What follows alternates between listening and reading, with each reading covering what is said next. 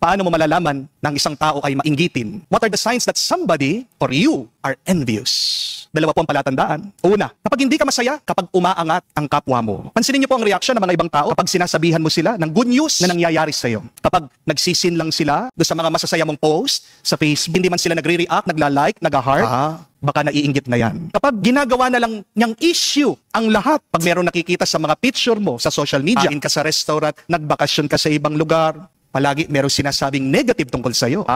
Naiinggit na sa'yo yan. Kung chinichismis ka ng ibang tao, kahit wala ka namang ginagawang masama sa kanya, inggit na yan. Subukan nyo man po magkwento sa ibang tao, mag-open up kayo sa kanila. Mabuti at masayang balita. Tingnan nyo, check nyo. Ano kayang kanyang magiging reaction? Makikita mo mabilis na mabilis. Magkukunot na ang kanyang kilay, magsisimangot na siya, may inis sa kanyang boses. Po ba, mga palatandaan na yan ng inggit? Pero pangalawang sign na inggit ng isang tao, kapag masaya sila na nabibigo ka. Bantayan niyo pong sarili niyo, ha? Kapag nasasabi mo, bagay niya, buti nga sa kanya.